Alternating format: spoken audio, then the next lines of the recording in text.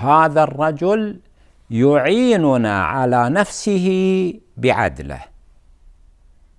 كلمات أطلقها أحدهم عندما قام الإمام أمير المؤمنين علي بن أبي طالب صلوات الله عليه بتوزيع أموال بيت المسلمين على الجميع بالتساوي، لم يفرق بين أحد في العطاء.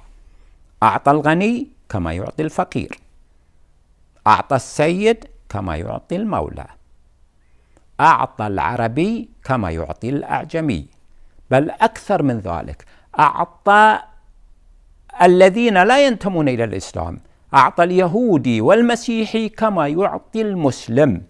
طبق العدالة الإلهية بكل صورها. أمير المؤمنين علي بن أبي طالب الذي طبق العدالة الإلهية والعدالة المحمدية سار على نهج وسيرة رسول الله صلى الله عليه وآله. أمير المؤمنين كأن هذا يريد أن يقول أن الذي قتل علي بن أبي طالب هو عدله. عدالة علي بن أبي طالب هي عدالة السماء التي لم ترضي أعداء الحق وأعداء العدالة، فلذلك شنوا الحروب على علي بن أبي طالب إلى أن أدى في نهاية المطاف إلى اغتياله سلام الله عليه.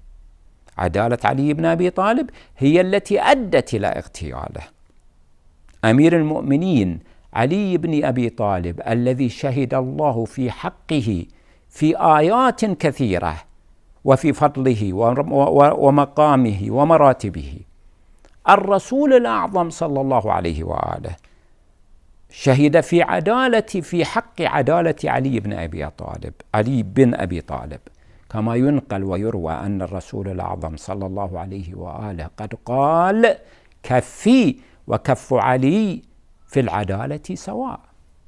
وفي رواية أخرى كما يروى أن الرسول الأعظم قد قال: يدي ويد علي بن أبي طالب في العدالة سواء.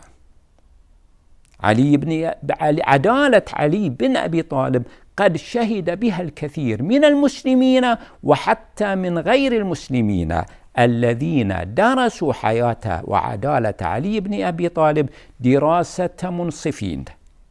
فلذلك نجد الأدباء من المسيحيين ومن اليهود قد ألفوا الكثير في عدالة علي بن أبي طالب.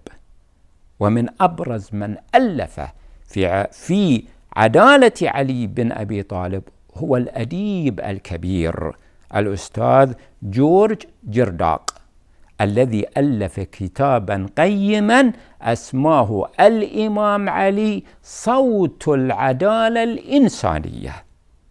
فعلا أمير المؤمنين علي بن أبي طالب هو تمثل أو طبق العدالة الإنسانية بأكملها.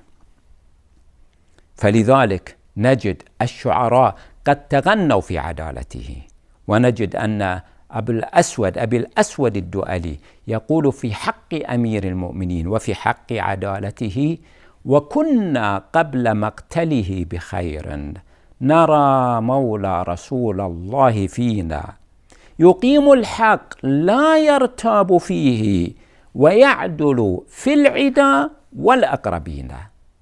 عدالة علي بن أبي طالب كما كان يعطي الأقربين كان يعطي حتى أعداؤه الذين يعلنون العداء له، كان يعطيهم كما يعطي أقربائه. فسلام عليك يا أبا الحسن يا صوت العدالة الإنسانية، حين ولدت وحين استشهدت وحين تبعث حيا.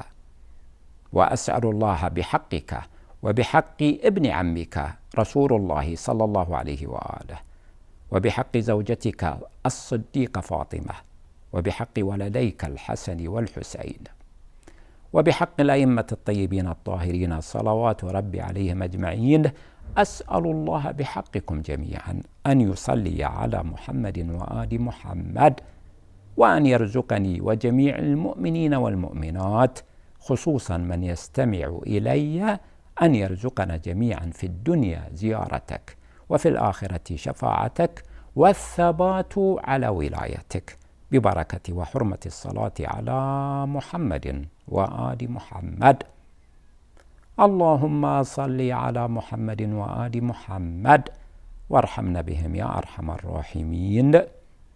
ونعظم الأجر لمولانا صاحب العصر والزمان، أرواحنا له الفداء. وإليكم يا شيعة أمير المؤمنين بهذا المصاب الجلال، مصاب استشهاد سيد الموحدين وصوت العدالة الإنسانية.